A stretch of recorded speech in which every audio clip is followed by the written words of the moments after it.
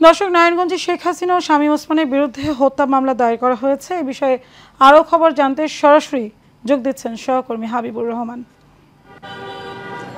হাবিব, মামলার বিষয়ে কি তথ্য আছে এই মুহূর্তে আপনার কাছে?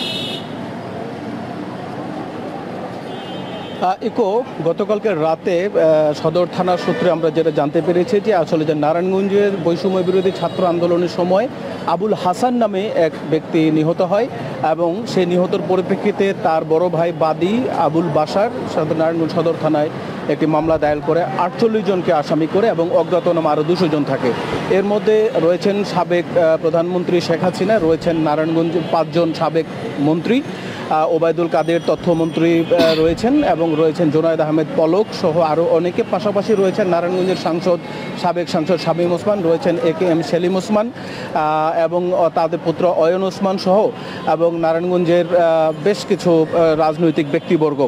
তো যে সূত্রে আমরা জানতে পেরেছি, এটা আমাদেরকে নারায়ণগঞ্জের যে সদর থানার ওসি আব্দুল সাত্তার আমাদেরকে নিশ্চিত করেছেন যে গতকাল রাতে মামলাটি হয়।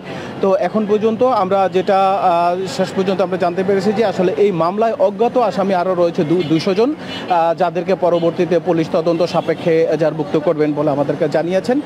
পাশাপাশি এই মামলায় যে বাদী যিনি নিহত আবুল হাসানের যে ভাই আছে আবুল বাশার, তিনি যেমনটা বলেছেন গণমাধ্যম কর্মীকে যে আসলে তারা যে কোনোভাবে তার ভাইয়ের যে হত্যাকারী আছে তাদের বিচার সুনিশ্চিত না হওয়া পর্যন্ত তারা আসলে তাদের আইনি কার্যক্রম চালিয়ে যাবেন এবং তিনি এই হত্যার জন্য তিনি আসলে দেশের সর্বোচ্চ ব্যক্তিবর্গকেই দোষারোপ করছেন বলে এমনটা আমাদেরকে জানিয়েছেন। তাদের উস্কানিতে মূলত এ ধরনের গণহত্যা হয়েছে বলে বাদীর আমাদেরকে এমনটা জানিয়েছেন।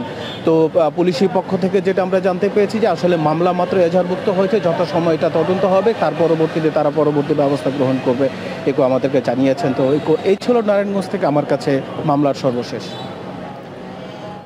হাবিব, আপনাকে ধন্যবাদ।